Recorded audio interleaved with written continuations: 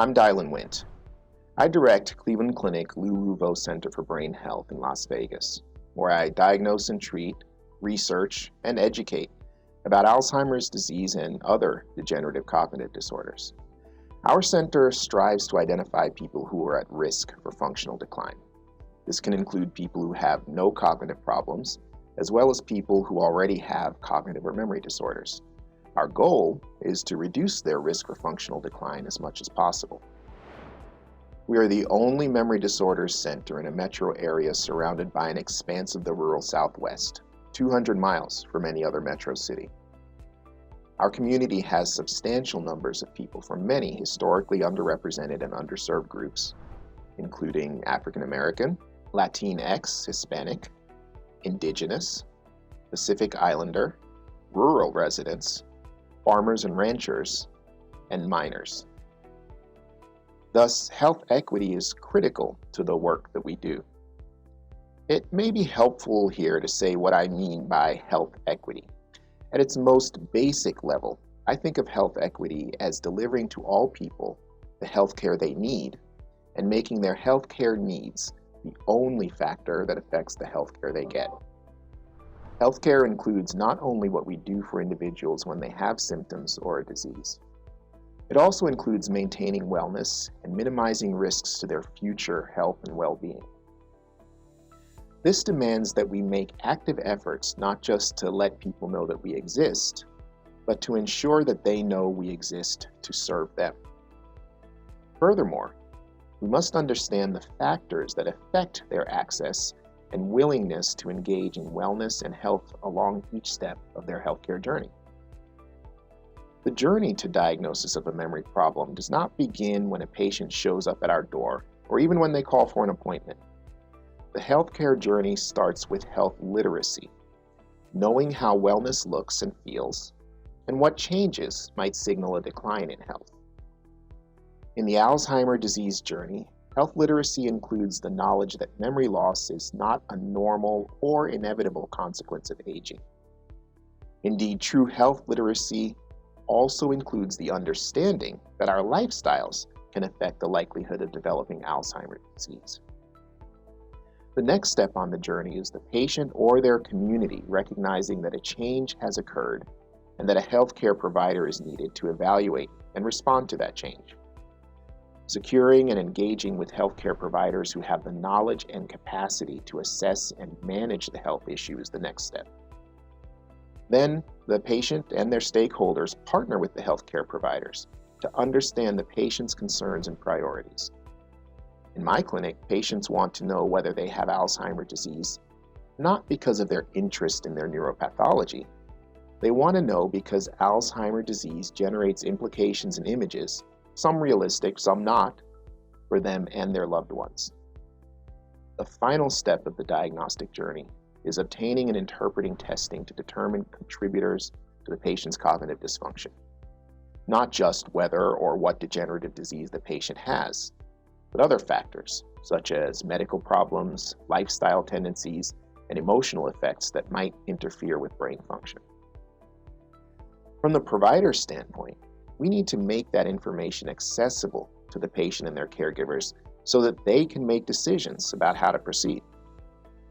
Underserved and underrepresented communities are underserved precisely because they face speed bumps and roadblocks along their diagnostic journeys. Numerous systemic, institutional, and historic factors generate these impediments to individuals getting the care they deserve. I'll bring up just a few of the negative influences on the healthcare journey. From my experience, whether intentional or not, our healthcare system has evolved in ways that cater to upper middle class suburban populations. The healthcare system, like many other systems, has developed in communities with higher levels of resources and influence.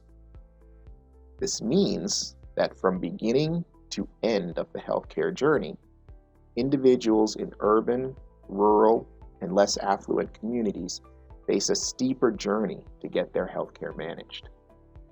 A similar bias is reflected in health literacy education. Health education occurs over a lifetime, starting in childhood. But like other inequities, the understanding and information we receive depends more on our circumstances than on our needs. In my experience, health literacy education tends to develop in communities that have more abundant access to healthcare, and then is often filtered or broadcast unchanged to other communities. Education is rarely customized to address specific health risks, utilize communication preferences, or recognize the baseline health literacy of underserved and underrepresented populations. The key to overcoming this is commitment. Commitment to detecting and understanding the ways that the system, as well as our own local practices and institutions, may not be reaching people who need our help. At the same time, we should avoid making assumptions about what needs to happen for people to obtain the care they want and need. Our team at Cleveland Clinic was reminded of the need to avoid assumptions in our own outreach program to Nevada tribal communities. We met with tribal officials to offer our clinical services and research participation to their community. The tribal elders gently explained to us that the medicalization of memory loss is not consistent with their values. Cognitive testing, imaging, medications, and research participation were of little importance because their tribe addressed memory loss as a community, developing practices and structures to keep people safe and retain their dignity, engagement, and respect in the community. Our approach should have been, what would you like from us? As opposed to, here's what we are prepared to give to you. It's undeniable that American healthcare systems, along with all civic and governmental institutions, have rejected certain populations for decades and even centuries. Their distrust of healthcare institutions is expectable and also deep. Like any abuse or violation of trust, committed, active work will be required to repair what has been broken.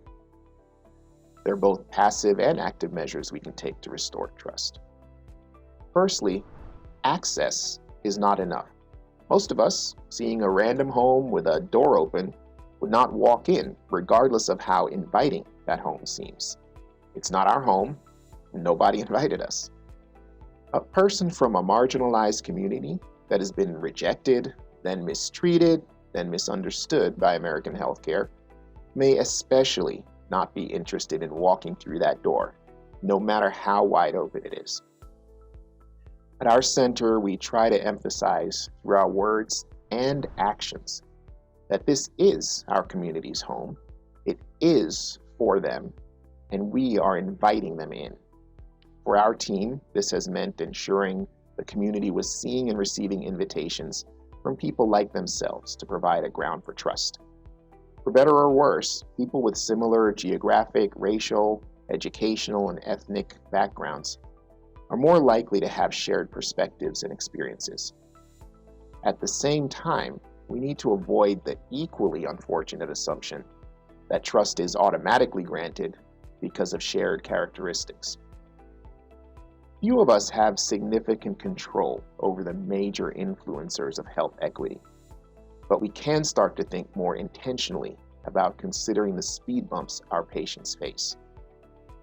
My patient who canceled her appointment because she had no ride, or the one whose insurance does not cover the best medication for his situation, or the many who are unaware that their hypertension and diabetes have implications for their brain health, are all examples of health inequities. The health care they get is not the health care they need. These scenarios occur thousands of times in hundreds of communities across the country. While the structural failures that underlie these inequities may not be medical per se, we have a responsibility to our patients to recognize and respond to the speed bumps that interfere with their medical journeys. Once we recognize the causes of inequities, we can go beyond simply opening our doors. Attend community health screening or work in a free clinic to improve access. Increase awareness by talking about inequities with your colleagues. Offer talks or shadowing opportunities to children from rural schools to enhance health literacy. It doesn't matter what you do. What matters is your thoughtfulness and commitment.